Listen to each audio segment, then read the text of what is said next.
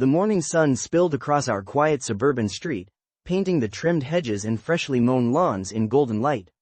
From the outside, it seemed like the kind of neighborhood where nothing bad could ever happen. A perfect row of pastel-colored houses with children playing in driveways and neighbors exchanging polite nods. But beneath the picture-perfect veneer, unease lingered like a shadow, subtle yet persistent. Inside our modest home, I was in the kitchen, flipping pancakes while Lily, my 10-year-old daughter, sat in her wheelchair at the breakfast table, humming her favorite tune. Her laughter, light and musical, echoed through the small house.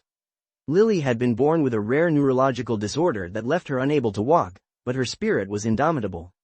She faced the world with curiosity and courage far beyond her years, and I, her father, had devoted my life to keeping her safe, shielding her from both harm and cruelty. Yet, on that morning, even as I served her plate of pancakes, a gnawing unease tugged at the edges of my consciousness. I couldn't explain it fully, but I sensed that the calm of our Saturday morning was fragile. My instincts, honed over years of vigilance, whispered that something was not quite right. And those instincts were right. The first warning came in the form of a soft knock at the door, barely audible over the sizzling of the pancakes. Lily's face lit up with excitement. "Visitor?" she asked, her eyes sparkling. I hesitated. A visitor on a Saturday morning wasn't unusual, but something about the knock made my chest tighten. When I opened the door, there she was. Karen Whitmore, president of the HOA, dressed immaculately in her designer outfit, her hair perfectly styled, and her heels clicking sharply against the porch. Her smile was saccharine, too precise to be genuine. She looked at me, then at Lily, and the smile didn't falter, it sharpened. "Good morning, Daniel," she said, her voice smooth, almost musical. But there was an undertone there, something calculated. "Just checking on the neighborhood, making sure everything is in order." Her gaze lingered on Lily a moment too long. I felt a chill run down my spine. "Good morning, Karen," I said cautiously, stepping aside to let her in, though my unease made every step feel heavy. "We're fine here, just having breakfast." "Oh, I'm sure," she replied, her tone dripping with forced sweetness. "I just worry, you know. Safety is everything, and in our community, it's especially important to protect the little ones." She glanced at Lily again, her eyes narrowing almost imperceptibly, as if calculating. Something about that glance made my stomach twist. It was too precise, too measured. I forced a smile, attempting to mask my anxiety. "Of course, Lily is very safe here," I said. Karen tilted her head, observing us as though she were examining an object rather than speaking to a family. "Of course, Daniel, just remember, the HOA always looks out for everyone. We wouldn't want any accidents happening on our watch." It was a subtle threat, but I felt it keenly. Her eyes, cold and calculating, lingered on Lily, and I realized that her concern for safety might mask something far more sinister.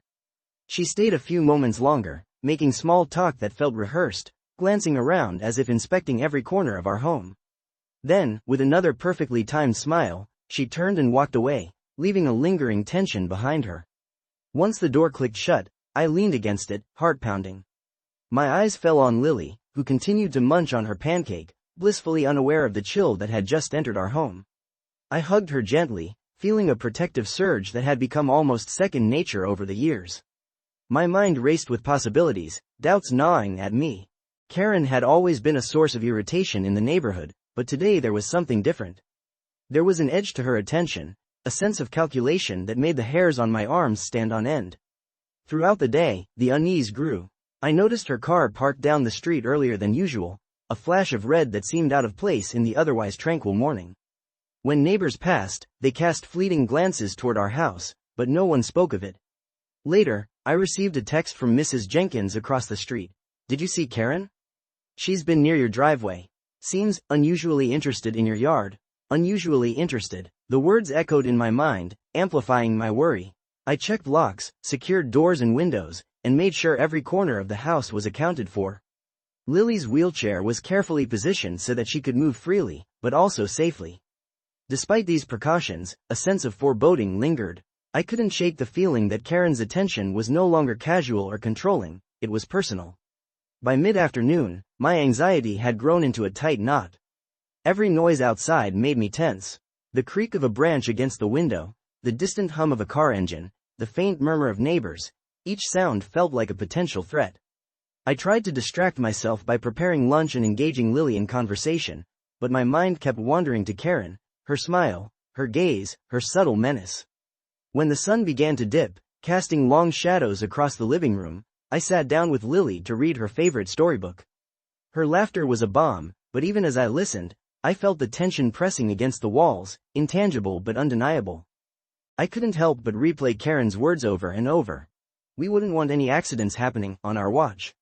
Night fell, and the house grew still, except for the soft hum of the heater and the occasional squeak of Lily's wheelchair wheels as she shifted in her chair.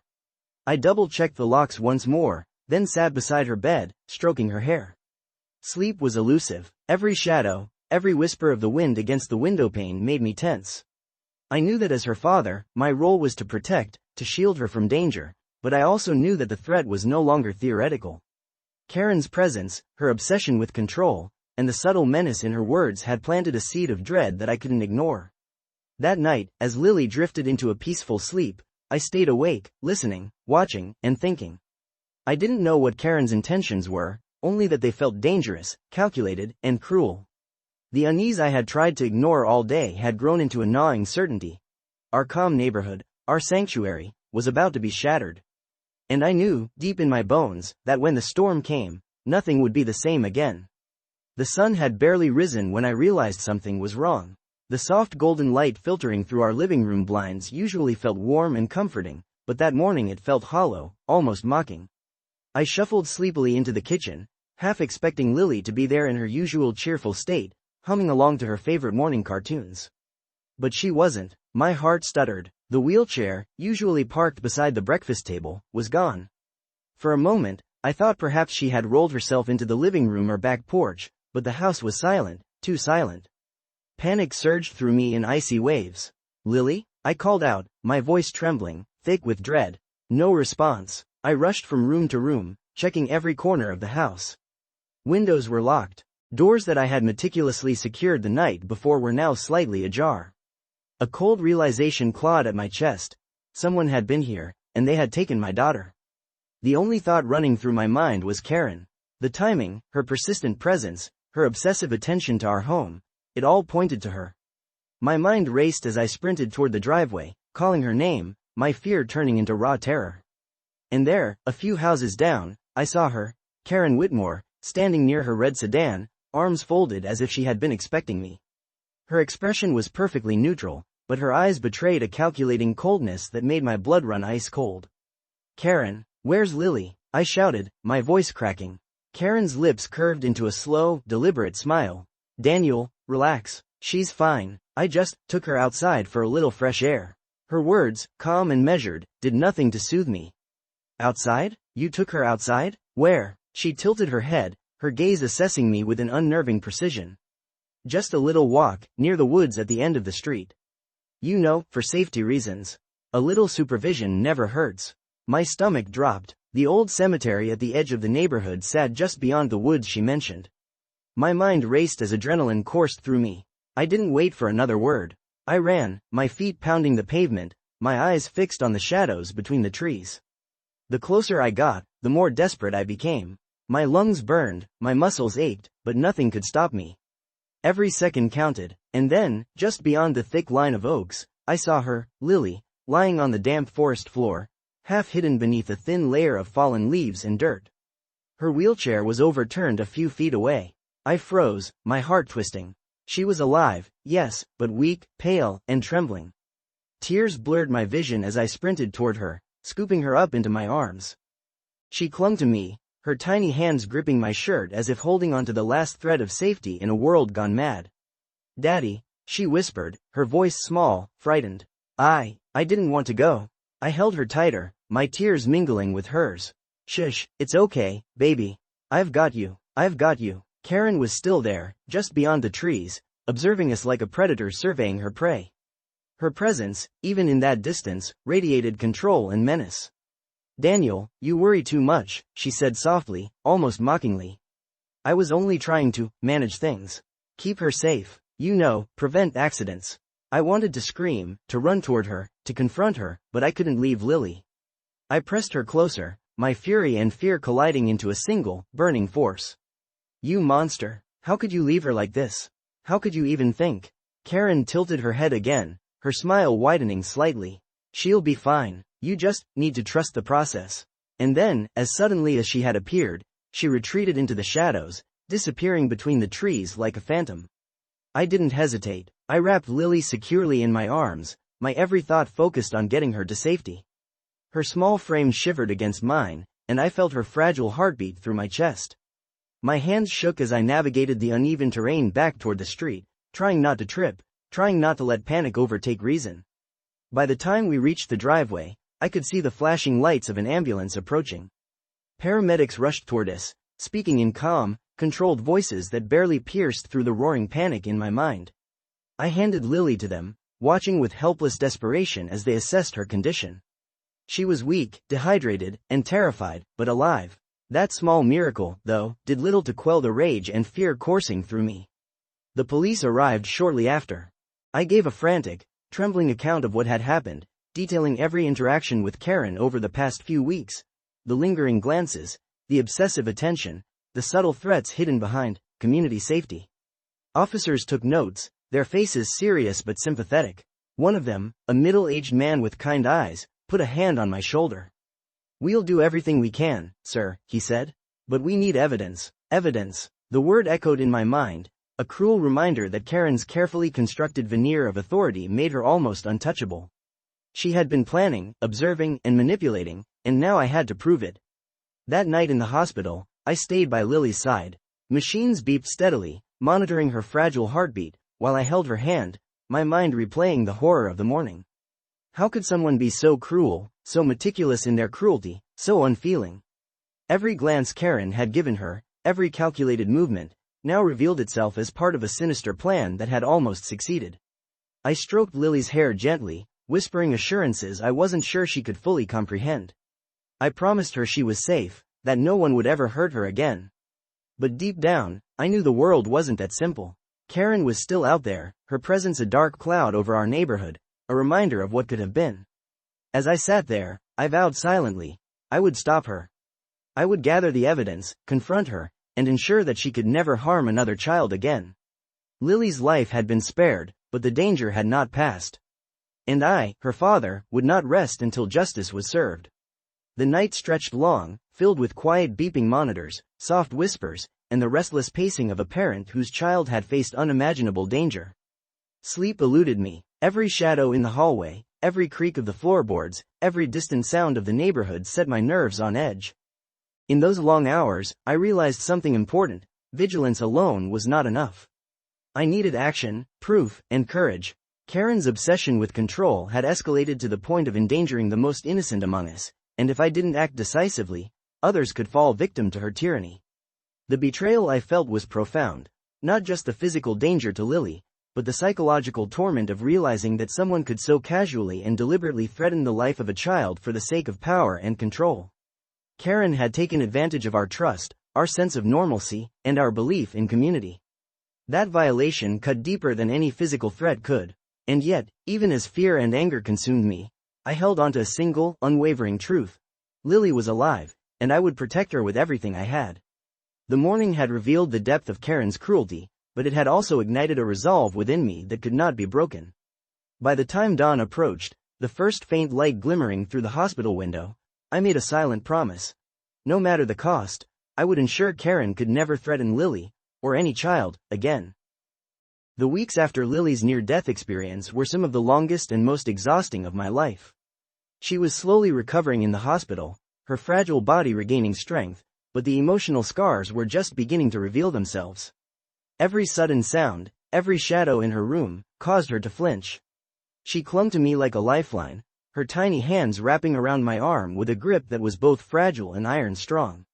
I spent every day at her side, refusing to leave her alone, even for a moment.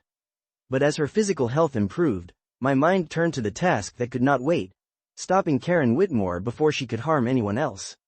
The police had begun an investigation, but without concrete evidence, Karen's position as HOA president gave her a protective shield. Her carefully cultivated reputation made it difficult to prove her intent. To everyone else, she was a concerned citizen. To me, she was a predator. I decided I could not rely solely on the authorities. I had to gather evidence myself, to document her obsession, her manipulations, and the moments that had led to Lily's abduction. The task was daunting, exhausting, and dangerous, but I knew it was the only way to ensure she could never hurt another child.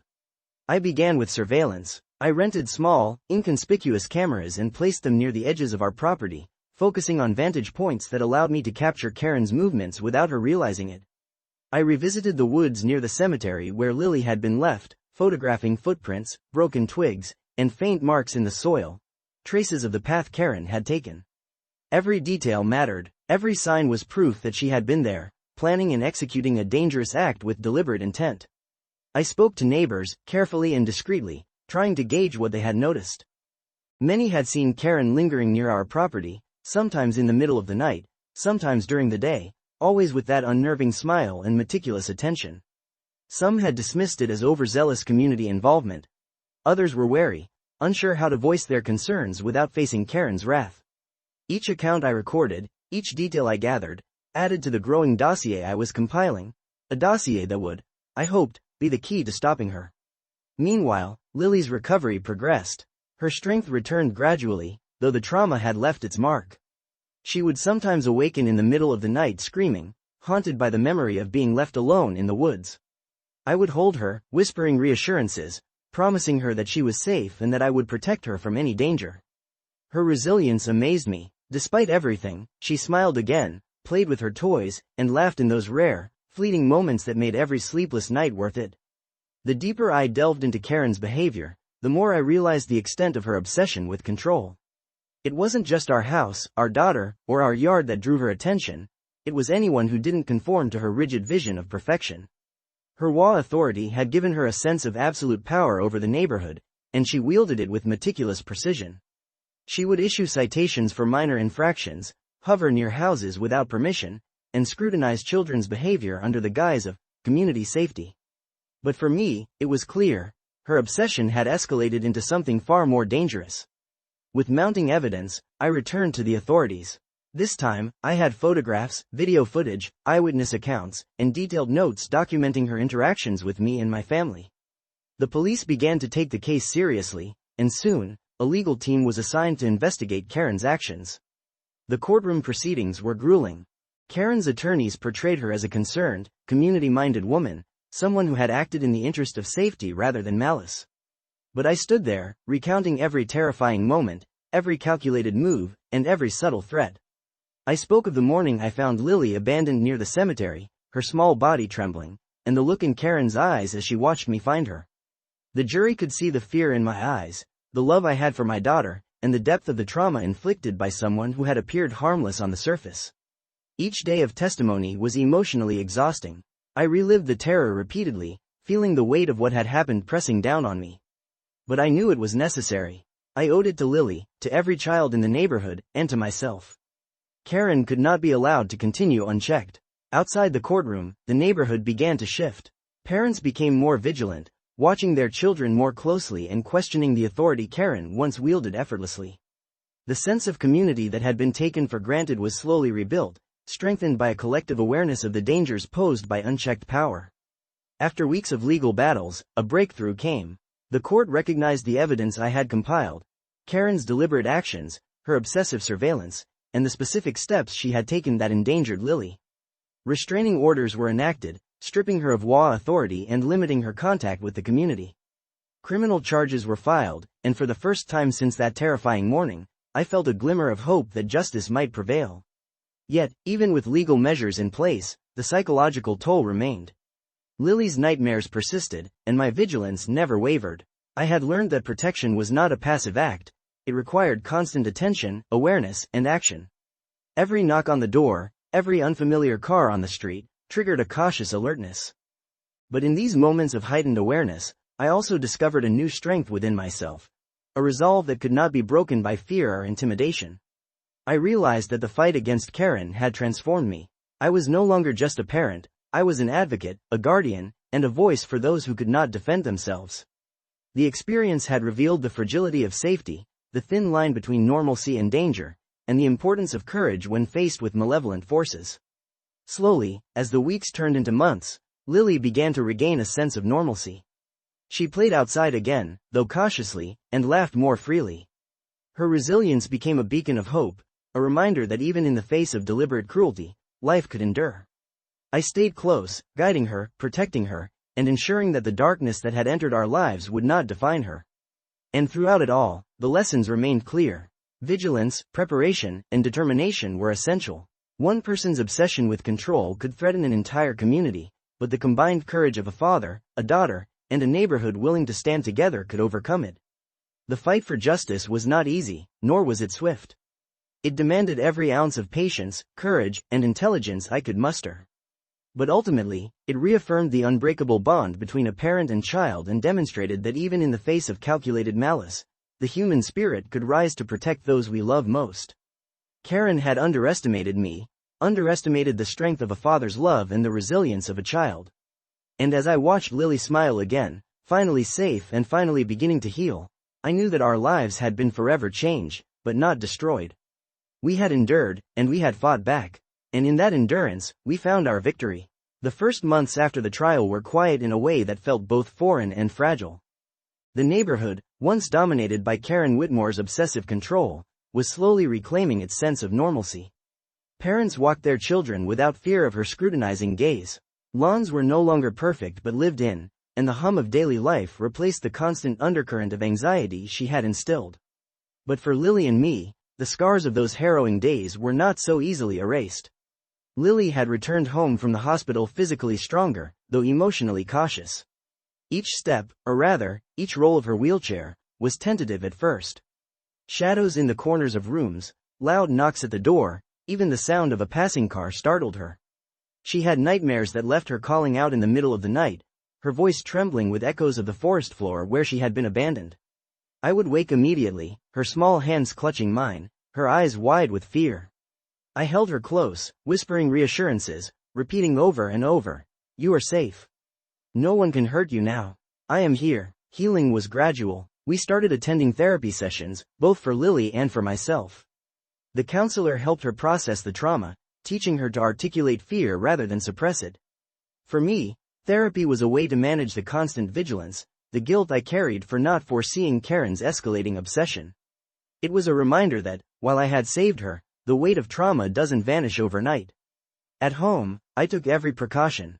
Locks were double-checked, windows secured, and our routines carefully maintained to provide predictability and safety for Lily. But I also knew that overprotection could suffocate her, preventing her from reclaiming the independence and confidence she had once possessed. Slowly, I allowed her to explore the yard, then the block, under my watchful eye. Every smile, every laugh that returned to her face was a small victory, proof that resilience could triumph over fear. Neighborhood life evolved too. Parents, once polite and distant, now shared concerns openly. Stories of Karen's obsessive behaviors were no longer whispered behind closed doors but discussed at meetings, with a collective determination to prevent similar incidents. The HOA's authority had been stripped from her, and legal actions ensured she could no longer hold sway over anyone's home. The sense of community, once fractured by fear, slowly healed alongside Lily. Despite progress, vigilance remained a necessity. I knew that Karen's obsession had been deep, methodical, and dangerous. Even now, I would notice her lurking across the street, or catch glimpses of her car parked a few houses away. Each time, my pulse would spike, a reminder that while legal victories were achieved, the threat of obsession never fully disappears, it transforms, becomes subtler, more insidious. I trained myself to be aware, to act decisively if necessary, and to trust my instincts in ways I hadn't before. One evening, months after the incident, Lily and I sat together in the backyard. The sun was setting, painting the sky in deep oranges and purples, a perfect contrast to the dark memories that lingered. She was playing with her dolls, arranging them in neat little rows, her small fingers moving deftly despite the lingering tremors from her trauma. "Daddy," she said softly, looking up at me with wide, trusting eyes, "I'm not scared anymore, right?" I took a deep breath, my heart swelling with a mixture of relief and lingering anxiety. "You're safe, baby, always. Nothing can hurt you while I'm here." Her smile, tentative at first, grew broader. I could feel the tension leaving her small body, replaced by a fragile but undeniable sense of security. That smile, bright, unbroken, and resilient, was the victory I had fought for, the proof that love, courage, and vigilance could overcome even the darkest human intentions. Life began to take on new meaning. I realized that our ordeal had forged a deeper bond between us. My role as her protector extended beyond physical safety. It encompassed teaching her to trust, to rebuild confidence, and to navigate a world that had threatened to shatter her innocence. For Lily, every day became a lesson in resilience, and for me, a lesson in vigilance, patience, and unwavering commitment. The neighborhood, too, was slowly reclaiming its humanity. The fear that had once pervaded every perfectly trimmed hedge and tidy yard was replaced by cautious optimism. Parents watched over children not because they were afraid of a tyrant but because they understood the importance of awareness and community. We had learned, collectively, that safety was not a given. It was cultivated, nurtured, and fiercely protected. Even as life settled into a new rhythm, the memory of Karen's actions remained a shadow on our hearts. But it was no longer a paralyzing shadow, it was a reminder of our strength. We had faced deliberate cruelty and survived. We had endured psychological torment, fear, and uncertainty. And in that endurance, we discovered something profound, an unbreakable bond between a parent and child, fortified by love and courage. The legal victory was important, yes, but the true triumph lay in our healing and in the transformation of our lives. Lily learned to trust the world again, one small step at a time. She learned to laugh freely, to explore, to imagine a future beyond fear. And I learned that being a guardian is not simply about shielding someone from harm. It's about teaching them resilience, giving them courage, and standing unwaveringly by their side, no matter the odds. One quiet night, I watched her fall asleep, her small body relaxed in the safety of her room. I reflected on the journey we had endured, the terror, the betrayal, the fight for justice, and finally, the painstaking process of healing. I understood now that life would never be entirely free of danger, that vigilance was a lifelong necessity. But I also knew that hope, love, and courage were far stronger than fear. Lily's laughter, now returning like a fragile melody, filled our home. It was proof that darkness could be overcome, that evil could be faced and resisted, and that even the most vulnerable among us could survive and thrive with the right protection, care, and unwavering determination. As I sat beside her, watching her dreams take flight, I realized that Karen's shadow, though lingering in memory, could never touch her again. We had endured the worst, fought the battle, and emerged stronger. The neighborhood had learned, grown, and healed, and in Lily's smile, in the quiet strength she displayed every day, I found the ultimate affirmation: life, love, and resilience would always prevail. The sun rose again the next morning, casting its golden light across our yard. I watched Lily roll around with newfound confidence, her giggles echoing through the street. And for the first time in months, I felt a calm certainty that we had not only survived but were thriving. We were no longer defined by fear or by Karen's obsession. We were defined by courage, love, and the unbreakable bond between a father and his daughter. A bond that no darkness could ever undo.